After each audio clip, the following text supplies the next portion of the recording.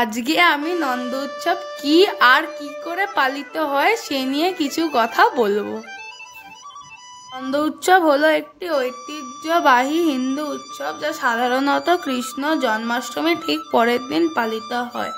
এই উৎসবের মূল উদ্দেশ্য হলো ভগবান শ্রীকৃষ্ণের জন্ম উপলক্ষে তার পালক পিতা নন্দ মহারাজ এবং মাতা যশোদার আনন্দের বহিঃপ্রকাশ করা। এই উৎসবটি মূলত উত্তর ভারতের মথুরা, বৃন্দাবন এবং গুজরাটে খুব ধুমধাম করে পালন করা হয়।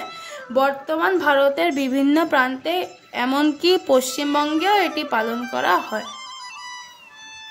পুরাণ অনুসারে শ্রীকৃষ্ণের জন্ম হয়েছিল গভীর রাতে কংসের কারাগারে।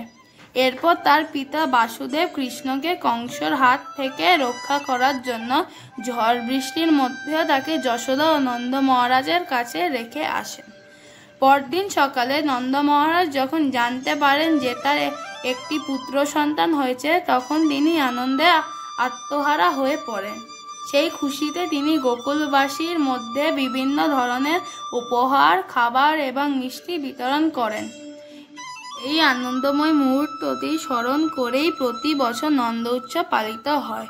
এটি মূলত আনন্দ ও উল্লাসের উৎসব হিসেবে পরিচিত।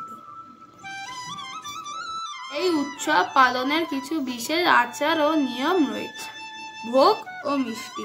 এই দিনে বিভিন্ন ধরনের খাবার ও মিষ্টি তৈরি করা হয়। শ্রীকৃষ্ণের প্রিয় ননি, মাখন, তালের বড়া, ক্ষীর, লুচি এবং বিভিন্ন ধরনের মিষ্টি ভোগ হিসেবে নিবেদন করা হয়। অনেক জায়গায় 56 প্রকারের ভোগ তৈরিও করা হয়। অনেক অঞ্চলে নন্দ উৎসবের অংশ হিসেবে দইহান্ডি উৎসবও পালিত হয়। এটি শ্রীকৃষ্ণের শৈশবের দুষ্টুমি এবং বন্ধুদের সঙ্গে মাখনের হাঁড়ি চুরি করে খাওয়ার ঘটনাকে মনে করিয়ে দেয়। নন্দ মহারাজের মতন ভক্তরা এই দিনে গরিব দুঃখীদের মধ্যে খাদ্য ও বস্ত্র বিতরণ করেন। এটি উৎসবের একটি গুরুত্বপূর্ণ অংশ। বিভিন্ন মন্দিরে ও বাড়িতে কৃষ্ণলীলা বিষয়ে গান, ভজন ও কীর্তন গাওয়া হয়। ভক্তরা এক হয়ে ভগবান শ্রীকৃষ্ণের মহিমা ও তার জন্মলীলা কীর্তন করেন।